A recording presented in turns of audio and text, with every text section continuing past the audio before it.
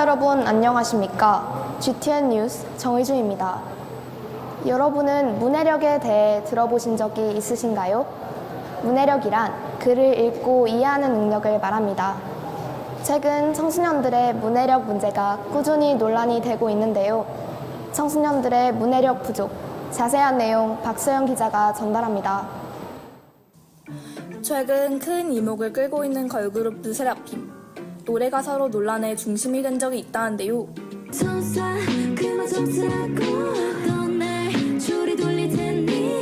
바로 조리 돌릴 테니 이 부분 때문이라고 합니다. 평소 청소년들이 일상생활에서 잘 사용하지 않는 조리 돌리다라는 표현을 대중성이 큰 아이돌 음악의 가사로 사용했는데요. 일부 학생들은 조리 돌리다라는 표현이 요즘 인터넷에서 사용하는 신조어 아니냐는 이야기를 하기도 했습니다. 하지만 조리돌림이라는 단어는 표준 국어 사전에 실린 표현으로 명백한 표준어입니다. 문해력 부족, 생각보다 우리의 일상생활에도 큰 영향을 끼칩니다. 어떠한 사례가 있는지 알아볼까요? 자, 우리 현장 체험 학습하기로 했죠? 다들 가정통신문 꼼꼼히 읽어보세요. 쌤, 저희 현채 가서 짜장면 먹어요? 저 짜장면 싫어하는데. 짜장면? 그게 무슨 말이니? 여기 중식이라고 써있는데요? 아, 쌤, 우천시가 어디예요? 우천시? 여기 우천시 실내 장소로 이동한다고 써있잖아요. 쌤, 가정통신문 안 보셨죠? 실제 SNS에서 논란이 된 문해력 부족 사례인데요. 이처럼 문해력 부족으로 인해 단어를 읽고 이해하지 못하는 현상이 지속되면서 불편함을 겪는 사례가 많아졌습니다. 문해력 부족이 가장 우려스러운 것은 바로 수업 시간인데요. 교과서에 실린 단어들을 이해하지 못해 학습 내용을 받아들이는 과정에서 불편함을 겪는 일이 많기 때문이죠. 특히 아이들이 수업 시간에 단어의 뜻을 몰라서 선생님이 이게 뭐냐고 자꾸 물어보고, 그러니까 수업을 쭉 진행을 해야 되는데 중간중간에 많이 끊긴 적이 많아요. 설마 이것까지 모르는가 싶을 정도로 그랬던 적이 많습니다. 수행평가나 아니면 지필고사에서 아이들이 단어의 뜻을 몰라서 문제를 못 푸는 경우가 있어서 그 경우가 가장 어려웠다고 볼 수가 있습니다.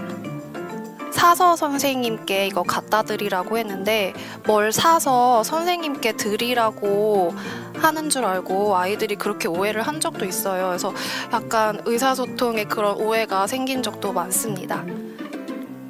학교 독서 시간에도 책을 읽는 모습보단 엎드려 자는 모습이 더 많이 보이고, 길이가 긴 글이나 영상 등을 감상하고 난 후에는 요약을 부탁하는 댓글이 달리는 모습을 심심찮게 볼 수 있죠. 중고등학생 236명을 대상으로 청소년 문해력과 관련한 설문조사를 진행하였을 때 일상생활에서 문해력 부족으로 인한 소통의 어려움과 갈등을 겪어본 학생은 47.9%로 절반 가까이 나타났습니다. 그리고 문해력 부족이 일상생활에 영향을 끼칠 것이라고 생각하는 학생은 68.6%로 많은 학생이 문해력 부족으로 인한 의사소통의 어려움을 인지하고 있다는 것이 드러났죠. 하지만 문해력을 키우는 수업이 있다면 스스로 참여할 것인가? 라는 질문에서는 무려 47%의 학생들이 참여하지 않겠다는 의사를 밝혔습니다. 이처럼 학생들은 의사소통 시 문해력 부족으로 인한 불편함이 있어도 이를 개선하려고 하는 의지는 찾아보기 어려워 보입니다. 문해력의 부족 원인 현상이 책을 읽지 않는 것에서 나타나는 거죠. 두 번째가 이제 스마트폰에 너무 매달려 있어서 뭐 쇼팜이라든가 유튜브라든가 그런 걸 이렇게 많이 보다 보니까 정독을 하고 그 상황, 문맥 상황을 보고 이해하고 이렇게 하다 보면 독해도 늘어나고 어떤 상황 판단이라든가 이제 그런 것들이 발달하게 될 것 같아요. 앞으로 우리의 올바른 국어 생활을 위하여 단어의 뜻을 모르는 것이 그럴 수도 있는 것으로 당연해지는 것이 아닌 부족한 부분을 인정하며 배우려는 태도와 의지를 보여야 할 것 같습니다. 평소 일상생활에서 자주 쓰는 단어가 아니더라도 관심을 갖고 한 번쯤 국어 사전을 펼쳐보는 것은 어떠실까요? GTN 뉴스 박서연이었습니다.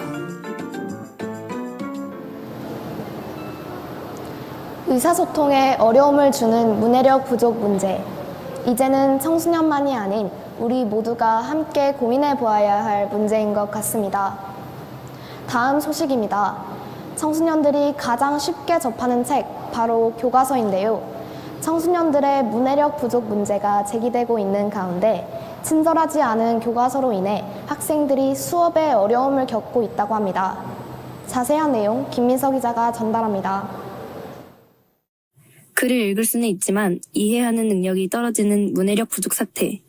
그림이 많고 무언가 화려해 보이지만 아직 학생들에겐 너무 어렵게만 느껴지는 단어들이 한가득입니다. 새로운 수업의 진도를 나가야 함에도 불구하고 내용을 이해하는 데 필요한 단어의 뜻을 모르니 시간이 지체되기만 합니다. 실제 초등학교에서 사용하고 있는 초등 교과서들입니다. 육교, 용수철과 같은 단어들이 사용되어 있지만 실제 학생들은 단어에 대한 이해가 부족해 보이는 모습입니다.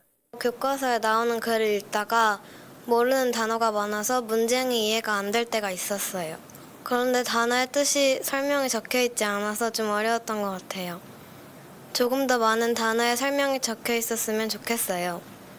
교과서의 내용을 이해하고 수업의 진도를 따라가는 데 꼭 필요한 단어들이지만 단어에 대한 설명은 구체적이지 않습니다. 초중고등학교의 사회시간, 공통적으로 설명하는 자유권이라는 단어입니다. 초등교과서는 한 문장, 중등교과서는 한 단락, 고등교과서에서는 약 한 페이지의 가량을 사용합니다. 자유권에 대한 내용을 처음 전달하는 초등교과서의 설명이 가장 부족해 보이는 모습입니다. 기초학력과 문해력이 점점 떨어져가고 있는 가운데 학생들에게 가장 친절해야 할 교과서는 불친절하고 어려워 보입니다. 중고등학교에 올라와서는 지필고사와 수행평가 등 학업을 진행하는 데 있어 제한적인 시간이 주어지는 만큼 학생들은 이해되지 않는 교과서가 답답하기만 합니다. 이제 사회적인 교과서 학습량 축소의 요구 때문에 교과서가 줄어들었고 그리고 보충 자료나 설명의 양도 같이 줄었을 것이다. 이렇게는 말씀드릴 수 있습니다. 디지털 교과서는 사실은 이제 클릭만 하면은 자기가 원하는 단어들이나 정보들이 계속 하이퍼링크로 뜨거나 아니면은 필요한 영상 자료나 음성 자료 같은 것도 다매체적으로 여러 가지 매체들을 동시에 이렇게 교과서는 아이들의 수업을 진행하는 기둥이 됨으로써 가장 친절하고 자세해야 합니다. 수업 시간 사용되는 핵심 단어들의 뜻을 먼저 제시하고 다양한 문해력 연습 문제를 제공하는 등 학생들이 스스로 읽을 수 있는 교과서가 만들어지기를 바라봅니다. GTN 뉴스 김민서였습니다. 교과서는 학생들이 새로운 분야를 접하고 배움의 가치를 날아가는 첫 걸음이기도 합니다.